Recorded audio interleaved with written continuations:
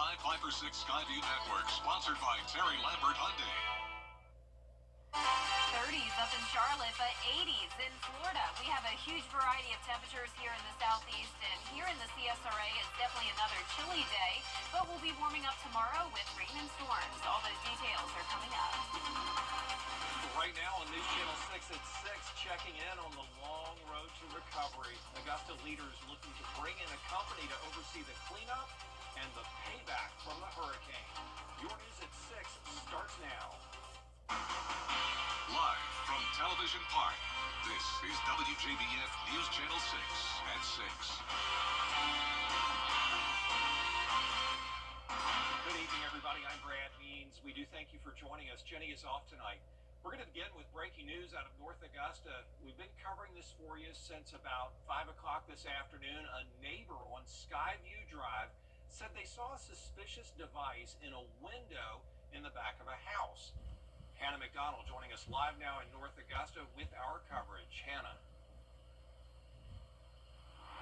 Brad, there are two devices that law enforcement is concerned about right now. The Richmond County Sheriff's Office bomb squad is here assisting with the call. All access to the streets have been blocked off near East Martintown and Knox Avenue. Police say the plan is to blow up both of the devices in the backyard. We will continue to keep you updated on any new information on air and online. Live in North Augusta, Hannah McDonald, WJBF News Channel 6. Hannah, we appreciated heavy police presence there for sure in North Augusta at this hour. We'll stay on it. Augusta bringing in outside help to recover from Hurricane Helene. You know that storm did a ton of damage to the city, but the city is not going it alone to get things back to normal. It's going to take years and a lot of money. George Escala has more. Augusta has been cleaning up after Helene for months, but city officials say a lot of work remains with a lot of costs. We want to make sure that we don't miss anything in any way of getting our money back for Augusta. Like I said, it doesn't just stop with the debris pickup. We're having to look at how do we build back for the future. Augusta contracting with Tetra Tech, a disaster recovery firm, to coordinate the continuing hurricane response. A commission committee approving the first payment at $500,000, with the final total expected to be just under $2 million. We need to make sure whatever we're spending the money on, we need to make sure we're getting what we're paying them for, because this is not free. I've already gotten complaints too before this as to what are we going to have to pay for the remainder of pickup. Earlier this month, a deadline passed for 100% reimbursement from FEMA for debris pickup. It's now 75%. But Allen says while Augusta pays the upfront costs, the consultant fees will be 100% covered. So this all will be reimbursable. So this is a separate cost as opposed to the debris at the 75%. The contract with Tetra Tech is for up to 3 years. So even though the storm hit overnight, the recovery will not happen that way. In Augusta, George Escala, WJBF News Channel 6. Speaking of the weather, much nicer these days than it was back in late September. Jenna Petracci joining us now, and it feels like it's been raining for a couple of days, but not a lot of rain is collected. Exactly. The rain has been so light, and out to the west of us, that's where they're dealing with flooding, severe weather. To the north and east of us, they're dealing with winter weather. So all things considered, you could say the weather's actually pretty nice here in town. We don't have a threat of severe weather or flooding even tomorrow. And right now, as we take a look at those rainfall totals, most places only up to a trace amount, since this rain has been coming down in the form of drizzle or mist only. Unless you're in our northern counties, say Saluda down to Sparta, that's where we're now seeing up to around a quarter of an inch of rain. We're definitely seeing some very poor visibility as well on our Terry Lambert Hyundai Skyview cam. You can barely see a thing here over the river. It's super cloudy. The fog is also settling in, and it will be foggy and cloudy tomorrow morning as well. It's a chilly evening, 40s for the most part, 42 in Thompson, 48 in Barnwell, Augusta at 45, Aiken, you're at 42, 46 in Sandersville, and 48 in Waynesboro. So we topped off at 47 today in Augusta. Very chilly for this time of the year. Low of 39 actually lines up pretty well, though, with our average of 38. So we have scattered showers still to our north and west. Those are starting to diminish, though. So for the rest of tonight, it's just going to be mist and drizzle once again. A warm front is slowly but surely lifting towards the north. Once it does, our temperatures will actually get warmer overnight rather than cooling down. Now, the winds are currently still coming in from the northeast for a lot of us. We have that cold air wedge in place, but soon this south wind will start to take over, and by tomorrow morning, we'll be in the 60s. Cloudy skies, fog, and rain, and a few thunderstorms possible. So a high chance of rain for our Thursday morning, upper 60s for highs, upper 50s though for Friday, and then back to the upper 60s with rain chances again on Saturday. A lot to talk about this week, and I'll have all the details coming up. But back to you, Brad. All right, Jenna, thanks. Name change for a North Carolina military base, where Defense Secretary Pete Hegseth has ordered Fort Liberty up in Fayetteville to change its name back to Fort Bragg. This comes 2 years after the renaming of 9 bases nationwide. Remember that? Isabella Moody live outside Fort Eisenhower now with reaction and a look at what all this might mean here. Isabella? Yes, Brad, the announcement for the renaming of Fort Liberty back to Fort Bragg came this week, and people in the area are wondering whether Fort Eisenhower could change its name again. Fort Gordon was originally named after John Brown Gordon, a major general in the Confederate Army. It changed its name to Fort Eisenhower during that 2023 group of name changes, honoring the former president's rich history in the Augusta area. Tom Clark, who's head of the Alliance for Fort Eisenhower, does not foresee the name changing back. We like to tell people we're Eisenhower strong. So our job at the Alliance is to promote, coordinate, and advocate for our #1 employer, which is Fort Eisenhower. So we're pleased with the naming. For now, there is no indignation of the Department of Defense changing Fort Eisenhower's name back, but with the change in Fort Bragg, it has people in Augusta talking. Live in Augusta, Isabella Moody, WJBF News Channel 6. Back to you, Brad. All right, Isabella, thank you. Human trafficking is a major issue in Georgia. The state public health department trying to make sure that people can recognize the signs if they see a victim. Kim Vickers is in the studio with more on how they really are working to try to end sex trafficking in the state. Kim?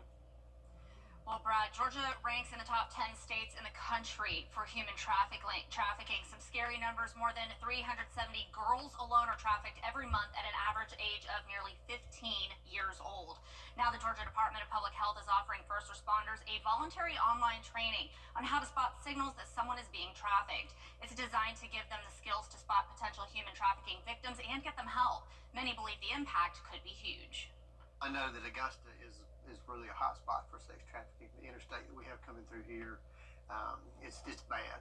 I'm really excited to have this training for our employees, though, because we do get calls to motels and hotels and things like that where people are that need help, but they don't want to go to the emergency room and go to a doctor's office or something like that, so they call us. First Lady Marty Kemp is also offering an online human trafficking awareness training course for anyone who wants to take it. You can find a link to that at WJBF.com. Brad? Kim, thanks. Still ahead, the cost of goods on the rise. What lawmakers are doing to deal with price increases. News Nation tonight. Bill Chief Meteorologist Jennifer Tracci back with us now. Tracking this very interesting weather, Brad. We have a great big variety of temperatures, on and off rain, cloudy skies, fog, you name it. But tomorrow it's becoming more mild, and we'll even have some storms in the morning, but a nice sunny Valentine's Day. I'll have your full Viper 6 forecast right after this break. You've been in a super headlines on News Channel 6, brought to you by Hickson Roofing. The live Viper 6 Skyview Network, sponsored by Terry Lambert Hyundai. Now, your most accurate forecast with WJBF Live Viper 6. Welcome back. Look at these temperatures on this Wednesday evening. 38 degrees in Greenville, 45 in Augusta. We are on the chilly side of things still, but just to the south of us, 70s here down towards Savannah and 82 degrees in Brunswick, feeling like an entirely different season. So we're seeing pretty much every temperature here across the two-state, and even in the CSRA, a 15-degree difference between Saluda and Swainsboro.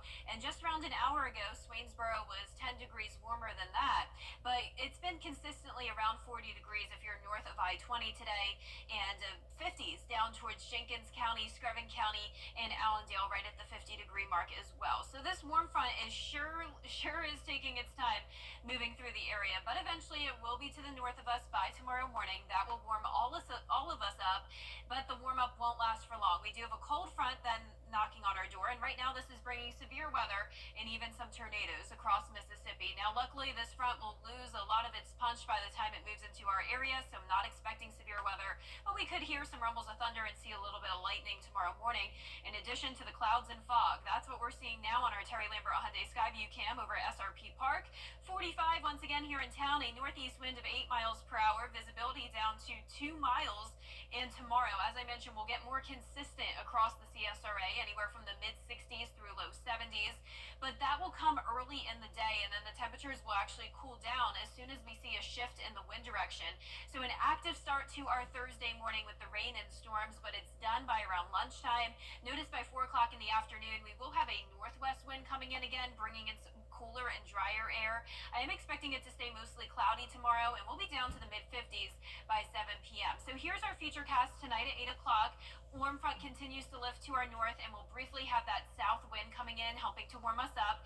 But Thursday at 8 o'clock in the morning, widespread rain across the CSRA. Cold front will be in and out very quickly, and notice by Thursday evening it will still be cloudy, but as that high pressure builds into the area on Friday, we'll have clearing skies and a lovely forecast for Valentine's Day. Now let's look at it closer to home tomorrow at 4 a.m.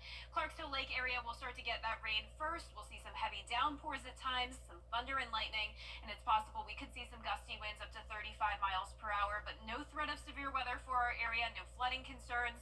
Notice by 10 a.m. north of I-20 already drying out, and this exits our southeastern counties by around noon. So overall, could be a lot worse. Rainfall estimates are not going to be super high tomorrow, 1/4 inch to 3/4 inch. And then for your Valentine's Day forecast, we're back to sunshine, but you definitely will need a jacket with you for any plans. 57 in the afternoon, but check out that morning low, 37 degrees. And then for date night on Valentine's Day evening, 50 by 7 p.m., becoming a bit more cloudy by 9 p.m. as we drop into the mid-40s. Clouds will be back entirely by Saturday and for Sunday morning, with temperatures feeling mild again in the upper 60s, and we're definitely going to see a high chance of rain on Sunday. That'll be due to a more powerful cold front, and behind that front we will have a colder air mass settling in for President's Day morning. We're actually dropping to sub-freezing temperatures once again, with a low of 30 both Monday and next Tuesday morning. But a great week to have a Viper 6 umbrella, and today's winner is Ken Conover from Augusta. Ken, you can pick up your umbrella here at the station and sign up to win yours on WJBF.com. Jenna, thanks. Still ahead, this week's scholar athlete out of Butler High School. Hear from her parents and coaches and her work ethic in sports.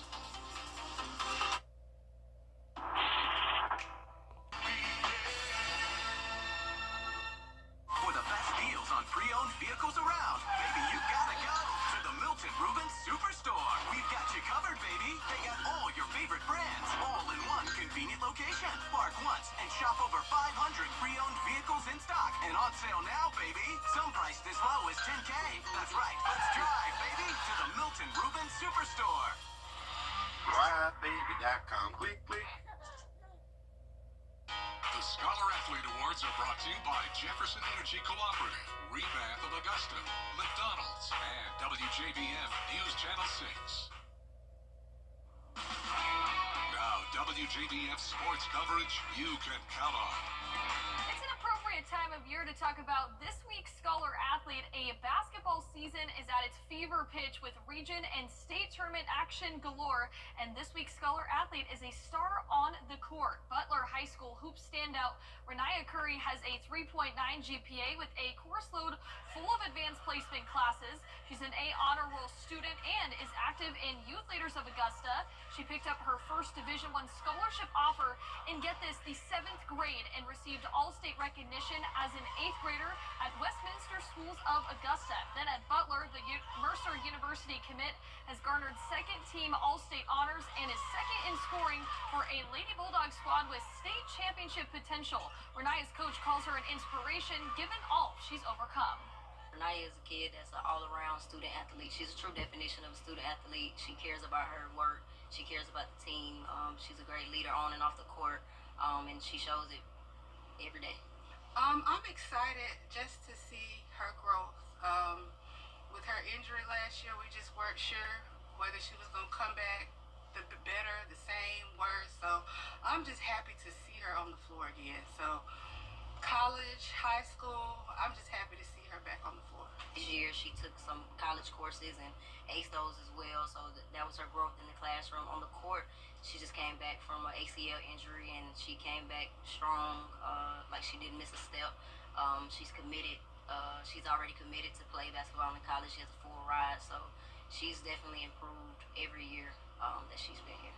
Honestly, even though I had an injury, I think when I had my injury, it really helped me grow as a player, like mentally.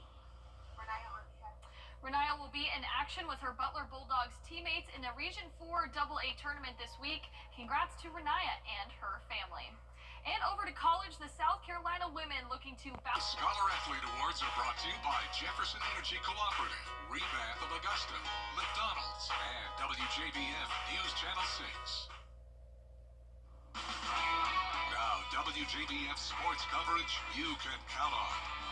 It's an appropriate time of year to talk about this week's Scholar Athlete. A basketball season is at its fever pitch with region and state tournament action galore. And this week's Scholar Athlete is a star on the court. Butler High School hoop standout Renaya Curry has a 3.9 GPA with a course load full of advanced placement classes. She's an A honor roll student and is active in Youth Leaders of Augusta.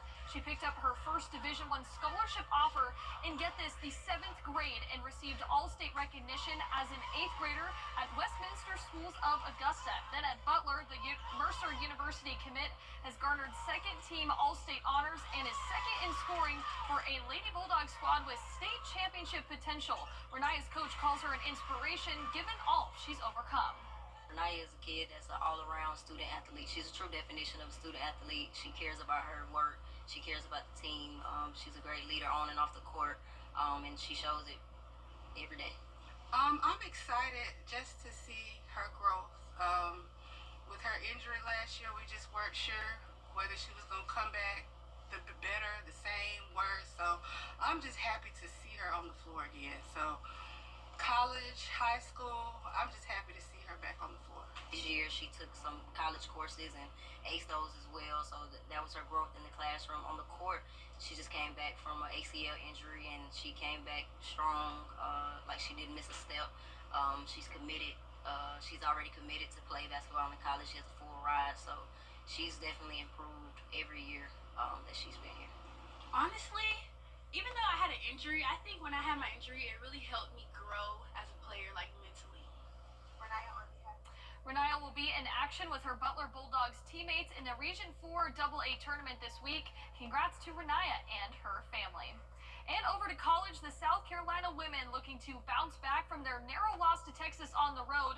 They're back at home at Colonial Life Arena to host the Florida Gators. The Gamecock offense has thrived at home, shooting 59% from the field. Their bench has scored at least half of the team's points in 14 games this season. Freshman of the Year candidate Joyce Edwards has led the team in scoring in 16 games this season. Now they're preparing for a Florida team who they are 16-4 all time against in the Don Staley era. South Carolina in uncharted territory, suffering a loss last week, but they're looking to bounce back. You think about where you need to improve. And most times when we've lost, it's more like an anomaly. Like it's what that? Like that wasn't us. That wasn't our defense. That wasn't our offense. And, more times than not, it was the opponent that did something to us.